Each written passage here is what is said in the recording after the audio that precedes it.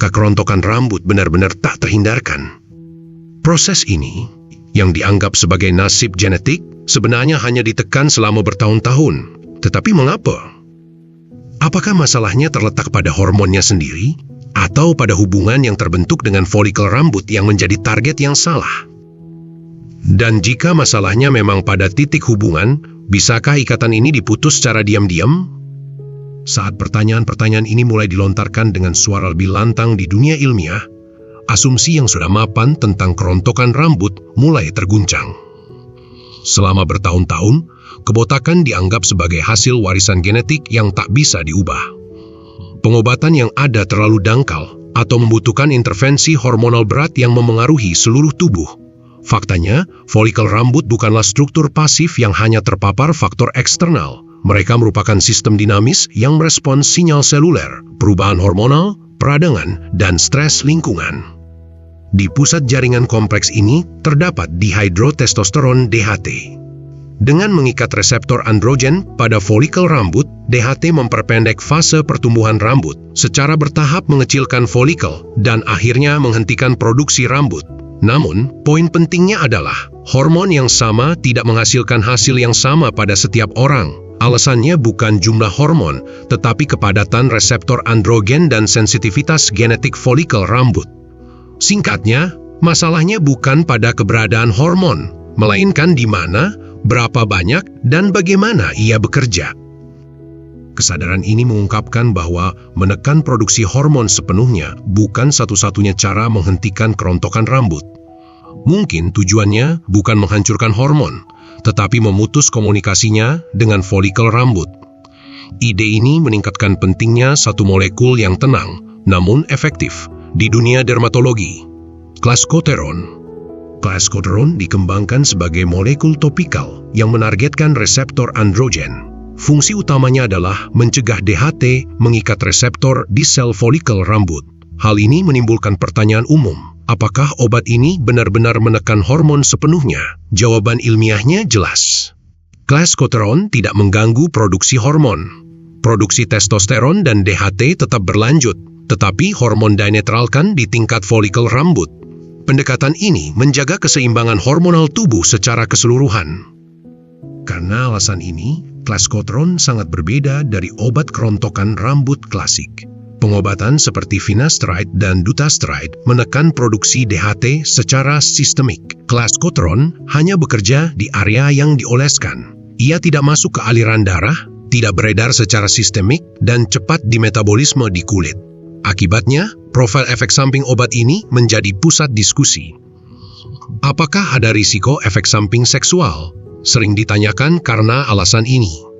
Data klinis saat ini menunjukkan klaskoteron tidak menimbulkan efek signifikan terhadap libido, energi, atau fungsi hormonal secara keseluruhan. Klaskoteron awalnya bukan untuk kerontokan rambut. Molekul ini pertama kali digunakan pada pengobatan jerawat. Keberhasilannya menekan aktivitas androgen di kelenjar sebaceous merupakan titik balik penting di dermatologi. Karena hubungan reseptor androgen juga ada pada folikel rambut, aplikasi klaskoteron untuk kerontokan rambut berdasar pada landasan ilmiah. Hal ini memicu diskusi baru, bukan hanya pada pola kebotakan pria, tetapi juga pada pola kebotakan wanita. Pada wanita, reseptor androgen berperan, tetapi penekanan hormonal sistemik menimbulkan risiko serius. Efek lokal dianggap meminimalkan risiko tersebut. Jadi, apakah klaskoteron benar-benar menumbuhkan rambut? Ini penting untuk mengelola ekspektasi. Klaskoteron tidak menghidupkan kembali folikel rambut yang sudah lama mati atau tertutup total. Namun, ia memperlambat miniaturisasi folikel yang masih hidup, mengurangi rontok dan membantu rambut bertahan lebih lama dalam fase pertumbuhan. Untuk pertanyaan, apakah kebotakan benar-benar berhenti? Jawaban ilmiahnya adalah prosesnya dikendalikan, bukan dihentikan sepenuhnya. Efektivitas yang terbatas pada kerontokan rambut tingkat lanjut tidak berarti obat ini gagal. Sebaliknya, klaskoteron dianggap dapat membantu melindungi rambut bila digunakan pada tahap awal dan menengah. Ini menunjukkan betapa pentingnya waktu pengobatan. Berapa lama hasilnya terlihat adalah pertanyaan umum lain. Karena siklus rambut mengikuti ritme biologis, perubahan yang terlihat muncul dalam beberapa bulan. Hasil dramatis tidak diharapkan dalam minggu-minggu pertama.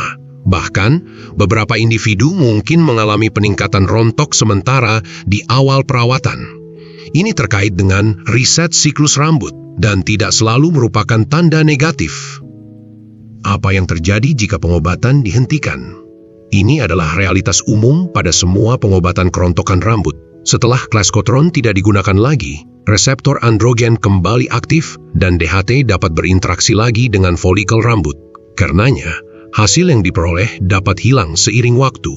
Ini menjadikan Clascotrone lebih sebagai terapi jangka panjang dibanding solusi permanen. Apakah Clascotrone saja sudah cukup juga masih diperdebatkan.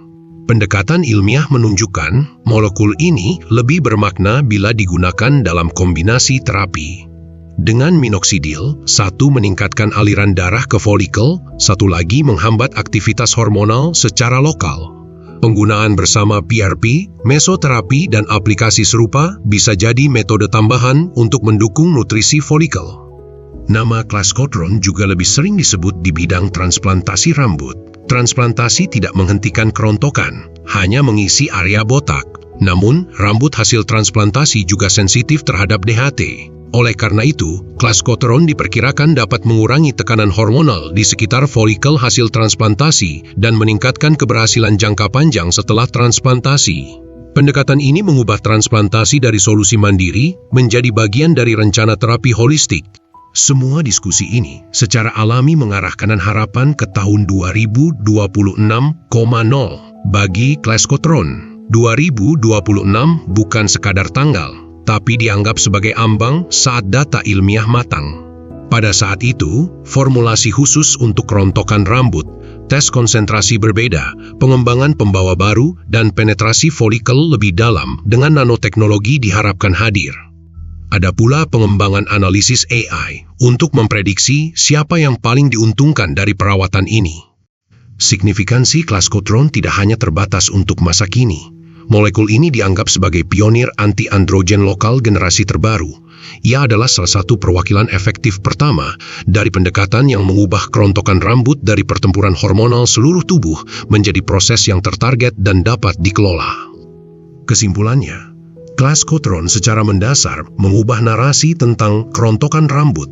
Pandangan bahwa kebotakan adalah nasib pasti digantikan dengan intervensi awal, penggunaan yang tepat, dan ekspektasi realistis. Mendekati tahun 2026, Clascotrone menonjol bukan sebagai keajaiban yang menjanjikan pasti, tetapi sebagai solusi ilmiah yang terkontrol dan berkelanjutan. Dan mungkin sekarang, pertanyaan sebenarnya adalah, haruskah tujuan benar-benar menghentikan kerontokan rambut atau belajar mengelolanya dari titik yang tepat?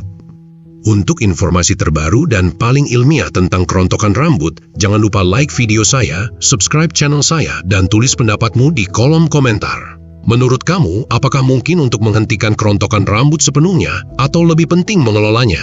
Bagikan pendapatmu di bawah.